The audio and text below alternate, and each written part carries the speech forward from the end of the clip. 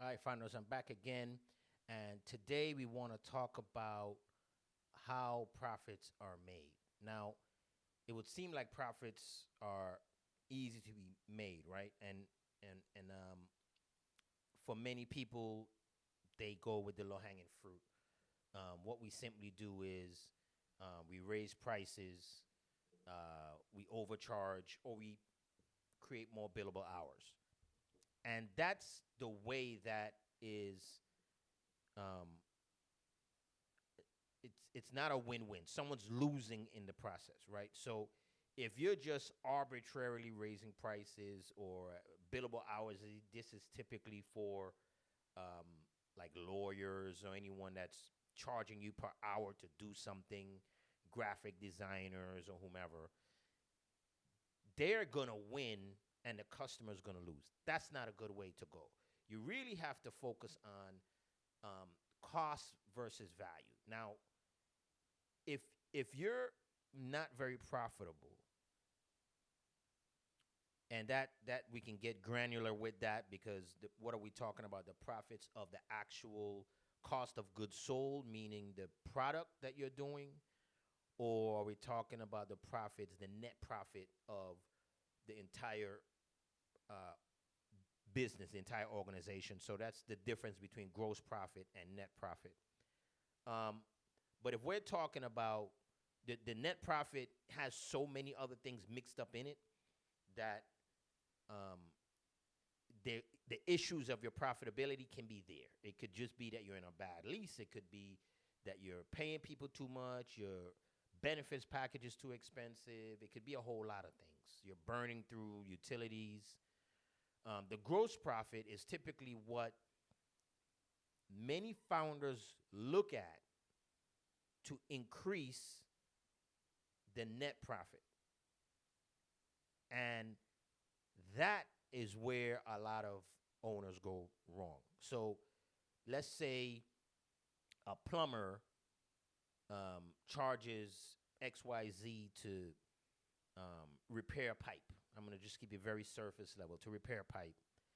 And the cost of materials that they're using and their labor, if they're the owner operator as the plumber, it's very, very tough for them to nail that down. And many times they ignore that. They only pay attention to the labor per hour when they're paying someone, which is also a mistake because you need to also look at yourself and be paying yourself per hour on the books to really look at your labor costs, right? So let's just say we're using that and we're just focusing on gross profit. So the materials, the cost to get to the job, the labor, they take that and then they say, oh, I'm not making enough. And they may not be paying attention to that they're not making enough because of the entire organization. It is a very, very tricky and elusive thing to chase profits because it comes by not just the, the price of your item, it also comes by the volume of your customer volume. How many of those things are you turning over, right? So let's just say, let's just use Starbucks as a basic example. Starbucks may sell a cup of coffee. Let's just say $10. That $10 in the middle of that $10 that's their price, their gross sale. In there has to be room for profits for the entire building, that one unit, right? I'm not talking about the entire Starbucks or enterprise. Let's just talk about that one unit. $10 can't do it. They're gonna have to have a high turnover, right? So the high turnover is what is necessary in order to keep getting that. Let's just say their gross profit is $3. They gotta get a whole bunch of $3 in order to pay for the people, the benefits, the unit, whether it's mortgaged, it's leased, all that stuff. But how do you get there, right? Well, let's just say they feel that it's not profitable enough. What a lot of CEOs and businesses would do is just raise the price. But you can't just raise the price. you have to raise the value. The value of what the customer sees is what will create the volume. So value leads to volume. And many times, in many cases, you may have doctor's offices. They may have issues because co-pays may be higher, because the insurance is paying less for certain services, certain procedures, and they're battling trying to find a way to increase that profit margin. They typically just take it and land it in the seat of the customer. And we find a whole lot of issues in the market. Hyperinflation takes place. Sometimes recession starts to take place because customer confidence goes down and they start to pull back. It becomes a real issue.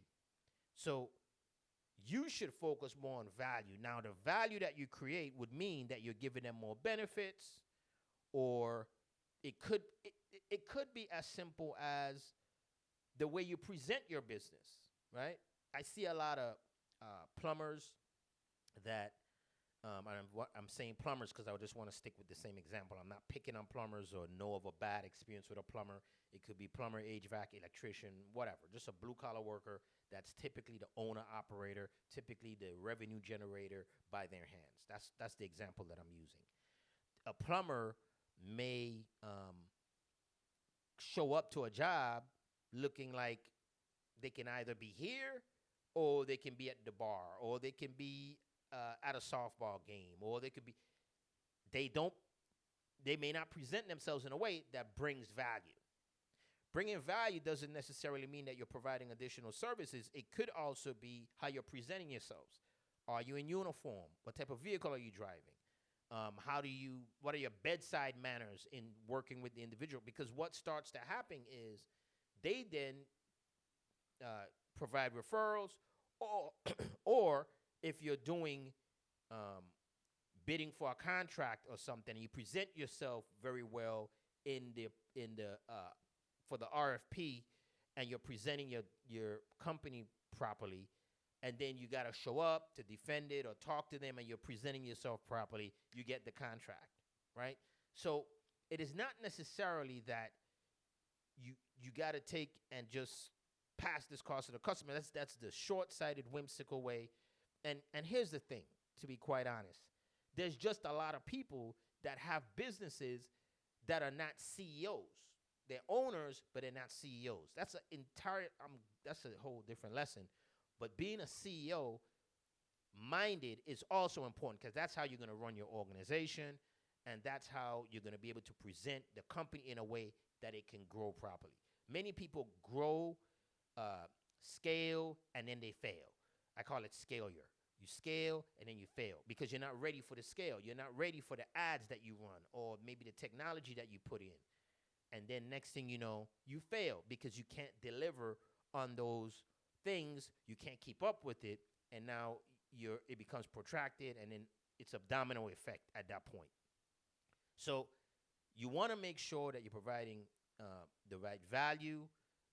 You're making sure that you're making customers feel. Now, you can add services, but I would say that adding services or benefits, it doesn't have to mean necessarily services, but it's benefits. You add those things, you got to be careful that you're adding fulfillment costs as well, or you're adding more labor to it.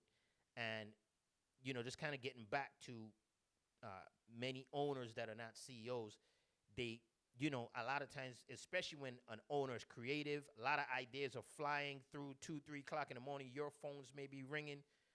Their phones may be ringing. Ideas, they reaching out to their staff. Then they start dumping stuff onto their staff. If you haven't, there's a whole lesson about that, dumping stuff onto the staff. That's a bottleneck. If you haven't seen the lesson on bottlenecks, you can check it out somewhere here. I'm sure I have it. If you're part of our Founders Forum, you may have seen it, talking about those bottlenecks.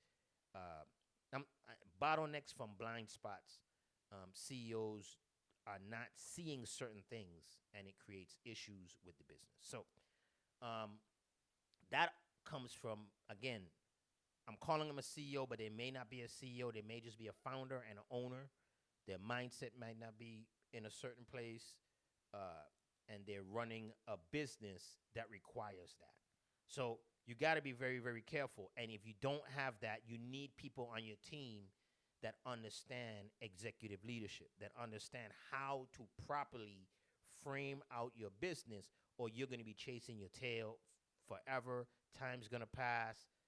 Time goes by very quickly, especially when you're in business. You look around, you missed a whole lot of your children, a whole lot of quality time for yourself. There's a lot that can happen. So, again, just understand that value is what you want to bring to the table, not necessarily a higher cost or higher price to your customer.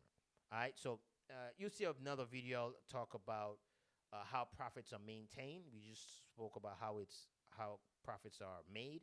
Now we need to talk about how it's maintained. So again, as I always say, the man who fails is wealthier than the man who never tries.